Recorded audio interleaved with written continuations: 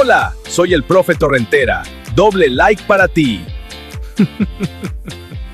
Si se busca arreglar una escuela que está fracasando en sus resultados académicos, pues el instinto visceral de casi cualquier persona es apuntar el dedo, ¿no? Claro, buscar culpables de inmediato. Exacto. Es súper común decir algo como hay que despedir a los malos maestros o hay que exigirle muchísima más disciplina a los alumnos. Sí, la típica solución rápida. Pero la ciencia de la educación moderna nos dice que al pensar así estamos mirando en el lugar equivocado. O sea, la evidencia empírica demuestra que el verdadero interruptor del éxito, la pieza que realmente enciende o apaga todo el sistema escolar, está escondido en la oficina de la dirección. Fíjate que es un cambio de perspectiva verdaderamente radical, porque digamos, solemos pensar en el aprendizaje escolar como un fenómeno aislado. Ajá, como en una burbuja. De los datos de las escuelas que logran salir del fondo y mejorar sistemáticamente, pues comprobamos que el motor de ese cambio no empieza en los pupitres. Ah, no. No, empieza con una arquitectura organizacional muy específica que viene desde la cabeza de la institución.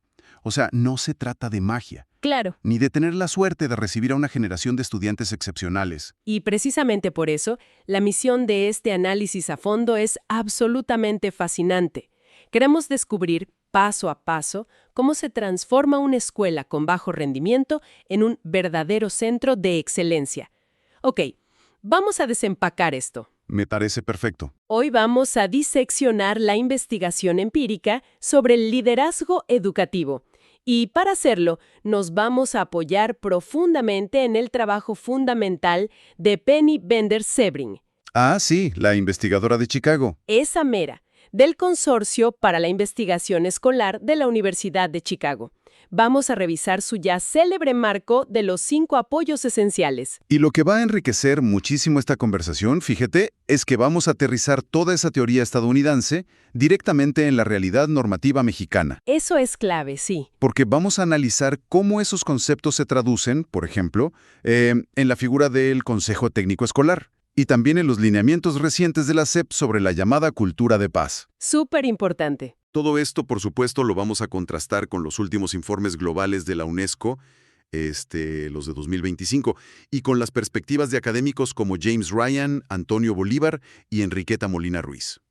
Bueno, pues para entender cómo mejora un ecosistema tan complejo como una escuela, primero hay que definir quién enciende la maquinaria y, sobre todo, cómo lo hace. Exacto. Es la pregunta del millón. Y aquí tenemos que empezar por demoler varios mitos sobre el ejercicio de la autoridad, ¿no? Porque históricamente el liderazgo escolar se entendía de una forma muy rígida. Demasiado vertical, diría yo. Sí, si pensamos en el director clásico de hace unas décadas, pues la imagen que nos viene a la mente es la del capataz. Ándale, el jefe absoluto. Alguien que impone orden a través del miedo o la mera jerarquía burocrática. Totalmente. Pero el informe más reciente de la UNESCO es contundente al respecto, y nos pide dejar atrás ese modelo. El documento señala un dato que es revelador. A ver, cuéntanos. Prácticamente no existe, fíjate bien, ningún caso documentado a nivel global de escuelas con problemas crónicos que se hayan recuperado sin la intervención de un buen líder escolar. ¡Guau! ¿Ningún caso? Ninguno. Ahora, ojo aquí con este dato, porque la conclusión no es que debamos buscar a un director héroe. Ah, claro, El Salvador. Exacto, que llegue a salvar el día por sí solo. Al contrario, el énfasis de la política educativa debe desplazarse hacia los procesos sistemáticos y el liderazgo distribuido. Ok. Marca en esencia el fin de ese liderazgo autoritario, donde los docentes solo acatan órdenes, para abrirle paso a un liderazgo inclusivo y facilitador. Esa transición me parece visualmente muy potente. Haz de cuenta que es como pasar de ver al director como un llanero solitario, que dicta órdenes desde una torre de cristal inalcanzable, Me gusta esa imagen. a verlo, digamos, como el director de una orquesta sinfónica. O sea, el director de orquesta no toca el violín, No, para nada. ni el clarinete, ni los timbales, pero sabe exactamente cómo hacer que todos esos músicos entren en el momento preciso para crear una armonía perfecta. Es una gran analogía. Y la evidencia cuantitativa de la UNESCO respalda fuertemente esta idea. Los datos muestran que el liderazgo pedagógico tiene un impacto que va de moderado a fuerte en el aprendizaje estudiantil. Ok, estamos hablando de un impacto real. Sí, mencionan específicamente una desviación estándar de 0.42. A ver, pongámoslo en perspectiva para quienes no tienen una formación en estadística. ¿Qué significa ese número en la realidad de los pasillos de una escuela? Es una excelente pregunta, porque los números fríos a veces ocultan el impacto humano, ¿no?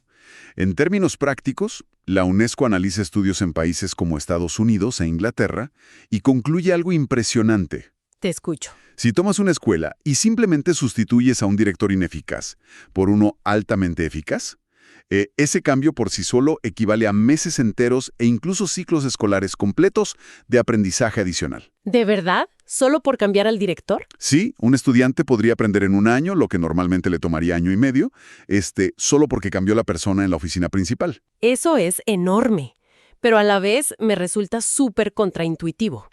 ¿Por qué lo dices? Pues porque ¿cómo es que un director logra que un niño aprenda más matemáticas si el director nunca o casi nunca entra al salón a darle la clase de matemáticas? Pues ese es el punto neurálgico de la investigación de Sebring en Chicago. A ver, El impacto no se da de forma directa, se da porque el líder moldea el entorno, las rutinas y los recursos con los que trabaja ese maestro de matemáticas. o sea, prepara el terreno. Exactamente. El éxito no viene de una estructura vertical donde el director le dice al maestro cómo sumar y restar. Viene de crear las condiciones para que el maestro sea su mejor versión profesional. Pero a ver, me surge una duda aquí y quiero hacer un poco de abogada del diablo. Adelante, ponlo sobre la mesa. Si empezamos a distribuir el liderazgo entre subdirectores, coordinadores, maestros, e incluso metemos en la ecuación a los padres de familia, como sugieren algunos de estos textos, Ajá. y de repente ya no hay un jefe tradicional que tenga la última palabra indiscutible, no se corre el inmenso riesgo de caer en un caos institucional. Es un miedo muy común. O sea, no es la receta perfecta para un escenario donde todo mundo opina, se arman debates interminables y al final nadie es el responsable si los alumnos reprueban. Lo fascinante aquí es que es una preocupación muy válida y es el temor número uno de los administradores tradicionales. Pero la investigación de Spillane, que se aborda en estos materiales, lo aclara perfecto. ¿Qué dice Spilling? Dice que distribuir el liderazgo no significa de ninguna manera diluir la responsabilidad o crear una anarquía. El liderazgo inclusivo ciertamente aplana las jerarquías. Ok, quita el modo jefe. Pero al mismo tiempo mantiene un enfoque láser casi obsesivo en los aprendizajes y en la rendición de cuentas compartida. Ah, ya veo. El director no renuncia a su autoridad, transforma su naturaleza.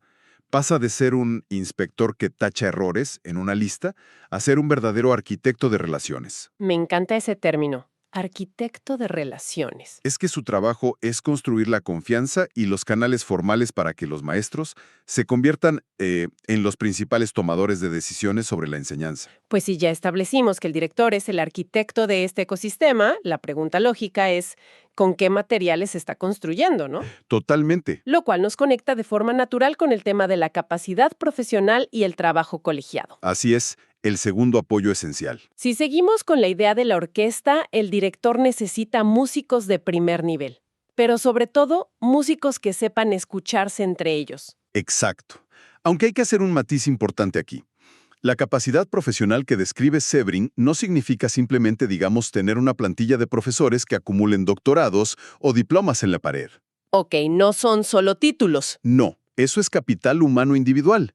Sebring se refiere a la capacidad de operar como una comunidad profesional fuertemente unida y enfocada en mejorar colectivamente. O sea, cómo trabajan juntos. Y aquí es donde este marco teórico estadounidense hace un clic perfecto con la estructura normativa educativa mexicana actual, específicamente a través de la figura del Consejo Técnico Escolar. El famosísimo CT. Exactamente, el CTE. Es que el CT es una pieza central. Digo, si revisamos el acuerdo 050424 de la SEP, vemos que define al Consejo Técnico Escolar como el máximo órgano colegiado de decisión técnico-pedagógica de cada escuela en México. Así es. Básicamente es el foro institucional por excelencia diseñado precisamente para generar esa capacidad profesional de la que habla Sebring. Bueno, así es en la teoría, ¿verdad? Claro, en papel suena hermoso. Pero la práctica es mucho más compleja. Juntar a 20 maestros en una sala el último viernes del mes y darles café no crea automáticamente una comunidad de aprendizaje. Para nada, a veces solo es pura queja o papeleo. Exacto.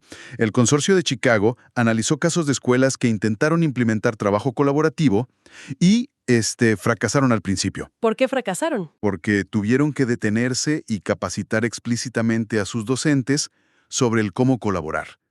Tuvieron que establecer reglas de interacción.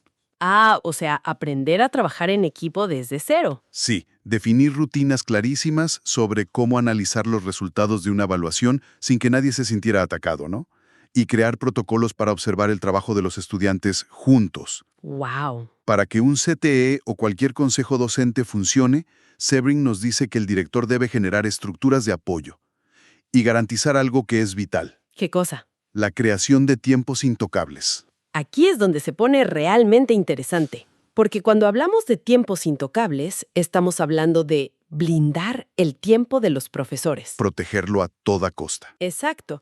Me imagino a los maestros operando no como trabajadores aislados en una línea de ensamblaje, donde cada uno atornilla una pieza sin saber cómo quedará el coche al final, Ajá. sino operando como un equipo de cirujanos experimentados consultando un caso clínico sumamente complejo. Es una analogía fantástica. Necesitan ese tiempo sagrado y sin interrupciones burocráticas para poner la radiografía del paciente, o en este caso, pues el examen del alumno, en el negatoscopio y discutir el mejor tratamiento. Claro, pero para que esos cirujanos educativos puedan tener ese nivel de vulnerabilidad profesional, pues entra en juego el factor más delicado de todos: ¿Cuál sería? la confianza relacional.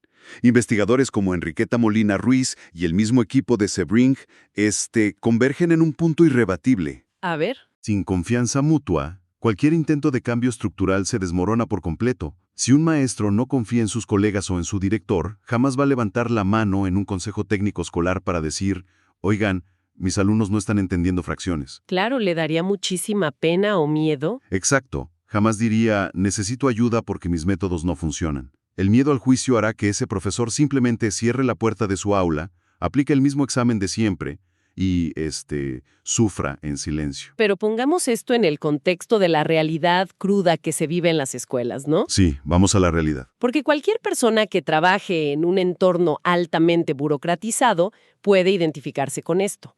Los docentes de hoy enfrentan montañas de carga administrativa. Ni me digas. Planeaciones infinitas, reportes, atención a padres, 1000 formatos que llenar. Si a un profesor que ya está al límite de sus capacidades le exigimos que, además, colabore profundamente, Ajá. que analice datos colectivamente y diseñe estrategias de grupo, ¿no es esta exigencia colaborativa la receta perfecta para detonar el agotamiento profesional?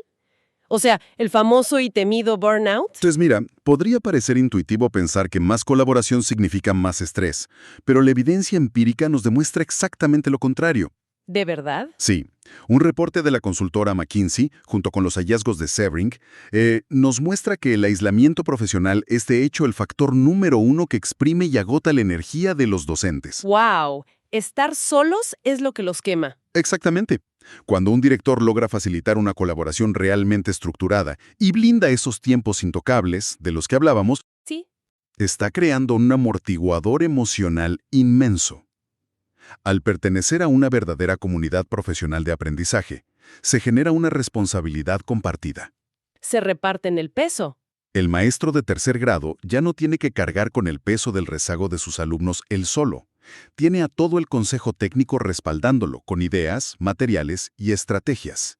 ¡Qué revelación tan importante! Ese andamiaje social y técnico es, irónicamente, el mejor antídoto documentado contra el burnout. Entonces, ya tenemos a este director arquitecto que, mediante la confianza y los tiempos intocables, empodera a sus maestros en el consejo técnico. Así es. El siguiente paso lógico es que esta sinergia en la sala de maestros tiene que derramarse inevitablemente hacia los pasillos y las aulas. O sea, ¿cómo debe vivirse ese ambiente en el día a día para los estudiantes? Es una excelente transición. Y eso nos introduce a otro eje fundamental de las investigaciones de Chicago, que es la necesidad de un clima de aprendizaje centrado en el estudiante, que garantice la seguridad y el orden, combinado con altas expectativas pedagógicas. Así es, y si buscamos su equivalente directo en los marcos normativos mexicanos más recientes, pues esto se materializa en la política de la cultura de paz. Que es un término que escuchamos muchísimo últimamente. Es un eje articulador central en la nueva escuela mexicana. Ahora bien, es fundamental entender qué significa orden en este contexto. Ajá, aclaré eso. Un entorno escolar seguro y ordenado no equivale a represión, ¿eh? No son filas militares o castigos inflexibles donde no vuela ni una mosca. Claro, no es una prisión. La cultura de paz plantea un espacio verdaderamente seguro tanto para la integridad física como para el bienestar psicológico y emocional del estudiante. Es, digamos, el suelo firme sobre el cual se puede empezar a construir el aprendizaje. Y Sebring es sumamente incisiva cuando aborda el tema de los estudiantes en situación de riesgo dentro de este clima escolar. Sí, es muy directa en eso. Ella advierte, de manera muy cruda, que si la institución se lava las manos y deja que los niños y adolescentes enfrenten sus crisis sociales, emocionales o de aprendizaje por su propia cuenta, entonces la escuela ha fallado en su propósito fundamental. Totalmente de acuerdo. En lugar de ser un motor de movilidad social, la escuela se convierte en una simple fotocopiadora que recrea y perpetúa las enormes desigualdades que ya operan afuera en la calle. Es un punto crítico, porque requiere que el liderazgo trascienda los discursos motivacionales, ¿no? Y tome decisiones operativas contundentes. O sea, pasar a la acción. Exacto. El texto de Sebring documenta un ejemplo brillante de una escuela primaria en Chicago que enfrentaba altos niveles de resistencia emocional y social por parte del alumnado. ¿Y qué hizo el director ahí? Pues no resolvió el problema dando un discurso en los honores a la bandera, o pidiendo a los maestros que tuvieran más paciencia. Típico, ¿no? Echarle ganas. Sí, él echa leganismo. No, él entendió que la estructura organizativa debía cambiar. Tomaron la chequera de la escuela, hicieron una cirugía profunda al presupuesto. ¡Wow! Y lograron crear plazas para contratar a un asistente social a tiempo completo.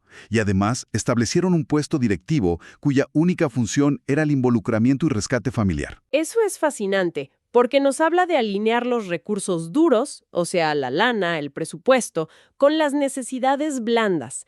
Construyeron una infraestructura humana específica para atajar las crisis de sus alumnos. Tal cual. Pero al analizar esto, me encuentro con una tensión que parece imposible de resolver para un líder escolar promedio. A ver, ¿cuál tensión notas? Pues por un lado, la teoría exige que el director mantenga altas expectativas académicas, lo cual implica ejercer una presión intelectual fuerte sobre los alumnos para que no se conformen, ¿no? Sí, la exigencia. Pero, por otro lado, debe asegurar este entorno de cultura de paz basado en el cuidado, la empatía y el apoyo emocional incondicional. Ajá. O sea, ¿cómo se logra estirar esa cuerda en dos direcciones aparentemente opuestas sin que termine reventándose? Es la paradoja clásica del liderazgo escolar. Pero si conectamos esto con el panorama general de los estudios, pues vemos que en esa tensión exacta es donde ocurre la verdadera magia del crecimiento. ¿Cómo es eso? Investigadores como Luis y sus colegas ilustraron esto con un gráfico que mide la interacción entre la presión académica y el apoyo escolar. Ok. Lo que la estadística arroja es que el equilibrio simultáneo de ambas fuerzas es absolutamente indispensable. Y esto es todavía más crítico en escuelas insertas en poblaciones marginadas. Tiene sentido. A ver, la lógica es implacable, ¿no? No puedes exigirle resultados de álgebra avanzada a un adolescente que llega al salón sin desayunar. No, pues no. O que vivió una balacera en su colonia la noche anterior. Si antes no le proporcionas una red de contención emocional firme. Claro, lo primero es lo primero. La cultura de paz, el apoyo social y psicológico no son fuerzas contrarias a la excelencia académica. Son el prerequisito innegociable para que esa exigencia cognitiva sea posible, humana y equitativa. Claro, porque presión pura sin apoyo, pues quiebra emocionalmente al estudiante. Pero apoyo puro sin exigencia académica se diluye en un paternalismo tóxico que al final no educa y no prepara para la vida. Lo resumiste perfecto. Ese balance fino es verdaderamente el arte del liderazgo. Ahora, esto nos abre la puerta a una dimensión que traspasa los muros de la escuela. Vamos hacia afuera. Porque sabemos perfectamente que esa burbuja de paz y exigencia dentro del salón se rompe en el segundo en que el alumno cruza el portón de salida. sobre todo si es que la comunidad que rodea al plantel está fuertemente fracturada. Tristemente es la realidad de muchos. Entonces, el liderazgo directivo tiene que cruzar la calle, ¿no? Y esto nos sitúa de lleno en el último de los pilares de Sebring, los lazos inquebrantables con los padres y la comunidad extendida. Súper importante. Tenemos un caso de estudio maravilloso documentado en los informes de la UNESCO, que encarna perfectamente esta idea. Es la historia de Joana Quintero, quien asumió la dirección de una escuela rural en México en condiciones sumamente adversas. Así es. Según el informe, ella llega a una zona caracterizada por índices alarmantes de violencia, Sí, muy grave. carencias estructurales crónicas y una grave ausencia de servicios públicos de salud o seguridad para los niños. Precisamente. Ante ese panorama, fíjate, Joana no se encerró en su oficina a llenar formatos administrativos. Que es lo que muchos hubieran hecho. Claro, ella utilizó su profundo conocimiento empírico del barrio para tejer alianzas operativas. ¿Y cómo lo hizo en la práctica? Pues salió a sentarse con las autoridades locales, conectó a la escuela con la clínica de salud más cercana, para organizar jornadas médicas, y tendió puentes de diálogo con la policía comunitaria. ¡Wow! ¡Pura gestión! Sí, para asegurar rutas de tránsito seguras para sus alumnos. Volvió a la escuela el corazón latente de una red de protección. ¡Qué gran labor! Y en este punto, resulta vital introducir la perspectiva del investigador James Ryan sobre el liderazgo inclusivo. Ryan aborda esta interacción con la comunidad desde una lente muy crítica, ¿no? Muy crítica, sí. Él señala que los sistemas educativos modernos, frecuentemente impulsados por políticas estandarizadas, que el autor cataloga abiertamente como políticas de corte neoliberal, Así lo define él. tienden a promover de manera silenciosa prácticas excluyentes. O sea, el reporte muestra que estas prácticas institucionales terminan marginando a grupos enteros por cuestiones de origen socioeconómico, raza o género. Es una crítica dura a la estandarización. Exacto. Pero bajo esta óptica, Ryan sostiene que el líder escolar no puede darse el lujo de ser un administrador neutral. Tiene que asumir una postura ética y abogar estratégicamente por los derechos de sus alumnos, desmantelando esas asimetrías de poder. Y esa postura combativa y constructiva de Ryan empata de manera brillante con lo que postulan teóricos como Ospina Botero y Antonio Bolívar. ¿Qué dicen ellos? Ellos proponen que debemos dejar de ver a la escuela solo como un centro de instrucción académica, para entenderla como la principal gestora de proyectos sociales en el siglo XXI. O sea, un rol mucho más amplio. Argumentan que los cambios acelerados en el mundo moderno han provocado una erosión severa en la socialización natural de las comunidades. Los vecinos ya no se conocen, las calles a veces ya no son espacios de convivencia. Cierto. La escuela, afirman, debe intervenir proactivamente para frenar ese declive y convertirse en un motor para generar capital social. A ver, detengámonos un momento ahí. Para que todo mundo esté en la misma página, ¿cómo definimos ese capital social? De manera sencilla y práctica. Mira, imaginemos el capital social como la red invisible de favores mutuos, confianza y apoyo solidario que mantiene cohesionada a una comunidad. Ok. Es la diferencia entre un vecindario donde todos están aislados detrás de sus propias cerraduras y un vecindario donde los vecinos se organizan para cuidar los parques. Donde hay comunidad real. Exacto, donde existe confianza para pedir ayuda y donde las familias actúan como una red de seguridad colectiva. Bolívar nos dice que, ante la crisis del tejido social, pues la escuela es quizá la última institución en pie capaz de tejer y restaurar ese capital humano. Entonces, ¿qué significa todo esto? Si utilizamos una analogía espacial, podríamos decir que durante gran parte del siglo XX, las escuelas fueron diseñadas y operadas como fortalezas medievales. Tal cual, con bardas enormes. Sí, se construían con muros altísimos, candados pesados, y la idea subyacente era aislar y proteger a los niños de los aparentes vicios y peligros del mundo exterior.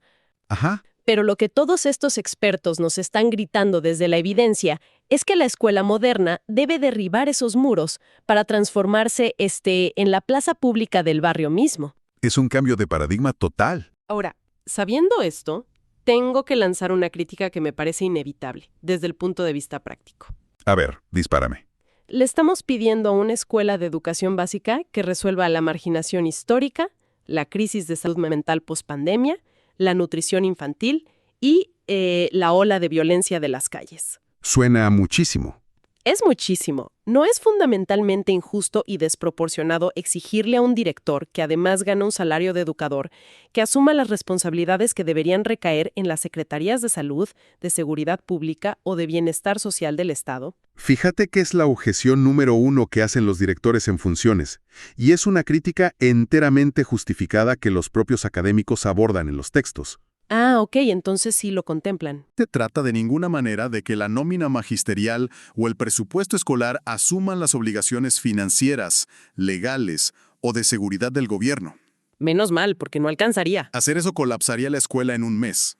De lo que realmente se trata es de que la escuela asuma su rol natural como el principal centro articulador de la comunidad. Es decir, operar como un nodo de conexión central. Exactamente. La escuela es el punto de convergencia más lógico por una razón que es muy cruda, pero muy real. Es la primera línea de choque institucional que sufre directamente las consecuencias de las crisis del entorno. Totalmente. Cuando hay violencia familiar, desempleo o decadencia económica en el barrio, el impacto entra caminando al salón de clases todos los días a las 8 de la mañana. Tristemente así es. Dado que la escuela concentra a las familias y posee un nivel de influencia socializante que ninguna otra instancia tiene, pues su misión es convocar a los demás actores. Gobiernos locales, ONGs, sistemas de salud. Ah, conectarlos. Sí, para liderar la autogestión comunitaria. El director no va a curar la desnutrición directamente, pero su escuela es la plataforma ideal para articular a quienes sí tienen los recursos para hacerlo. Es una visión pragmática pero profundamente esperanzadora, la verdad. Sin duda. Bueno, hemos navegado por un territorio teórico y práctico inmenso el día de hoy. Y para sintetizar todo este conocimiento destilado de los estudios, digamos que la mejora escolar duradera no es un evento fortuito, ni producto del azar. No es magia, como decíamos al principio. De acuerdo con la meticulosa investigación de Penny Sebring en Chicago y respaldado por el aplastante consenso global de la UNESCO, el éxito sostenido ocurre cuando un liderazgo inclusivo y facilitador se pone en marcha. Totalmente. Un liderazgo que, en el contexto de México, cobra vida vibrante al empoderar a los docentes en estructuras como los consejos técnicos escolares, Los ETS. que consolida climas estudiantiles de cultura de paz y que derriba los muros para abrazar activamente a la comunidad extendida. Y si colocamos todos estos apoyos esenciales bajo un microscopio, hasta aislar su elemento atómico más puro, El núcleo de todo. el pegamento universal que hace posible el cambio es, indudablemente, la confianza mutua. Fíjate que la confianza es, sin exagerar, la moneda de curso legal más valiosa para el aprendizaje y la transformación institucional. Sí, definitivo. Porque en ausencia de confianza relacional genuina, pues no importa cuántas reformas legales se promulguen ni cuán sofisticados sean los nuevos planes de estudio. Se caen a pedazos. Exacto. Ninguna política pública podrá sobrevivir intacta a la dura realidad del aula. Para poner un punto final a este análisis a fondo, me gustaría dejar sobre la mesa una idea que resulta intelectualmente muy provocadora. Algo, para que nuestra mente curiosa reflexione en los próximos días. A ver, cerremos con broche de oro. Revisando el material nos topamos con los textos teóricos de Lambert sobre un concepto llamado liderazgo constructivista. Ah, sí, muy interesante. Lambert propone una tesis verdaderamente revolucionaria, fíjate. Argumenta que absolutamente todas las personas, sin excepción, tienen tanto la capacidad como el derecho inherente de ejercer el liderazgo dentro de una organización. Todos somos líderes potenciales. Y va más allá al afirmar que la sola palabra seguidor es conceptualmente tóxica, pues encadena el potencial del cerebro humano a un paradigma obsoleto que promueve la sumisión y la desigualdad crónica. Uf, es un dardo lanzado directamente al corazón de la estructura piramidal con la que hemos administrado el mundo por siglos. Totalmente. Nos obliga a hacernos una pregunta fundamental. Si logramos, en las próximas décadas, consolidar a estas escuelas verdaderamente democráticas e inclusivas, donde directores, maestros, padres de familia e incluso niños de primaria asuman roles de liderazgo simultáneos. ¿Operando en red? Sí, operando como participantes activos en una red horizontal. ¿Acaso estamos presenciando el principio del fin de la jerarquía humana tal como la hemos aceptado ciegamente desde los albores de la revolución industrial? ¡Qué locura pensarlo! ¿Cómo cambiaría el rostro de nuestra sociedad global si las escuelas dejaran de ser fábricas que moldean jefes y seguidores obedientes, para convertirse únicamente en laboratorios de creadores autónomos de conocimiento colectivo. Híjole, es una interrogante que sacude los cimientos, la verdad. Nos plantea un cambio de paradigma que trasciende por completo el ámbito de la pedagogía. Completamente. Es alterar el tejido mismo de cómo nos entenderemos y organizaremos como especie en el futuro. Una transformación que redefine por completo la manera en que vemos nuestra propia arquitectura social. Muchísimas gracias por acompañarnos a desempacar todas estas ideas y por brindarnos el tiempo y la atención para pensar juntos críticamente. Sigamos observando, leyendo y cuestionando de manera implacable no solo que aprendemos, sino fundamentalmente la forma en que aprendemos y enseñamos. Hasta la próxima. Excelente trabajo, has terminado este tema, un paso más cerca de tu meta. Nos vemos en el próximo video.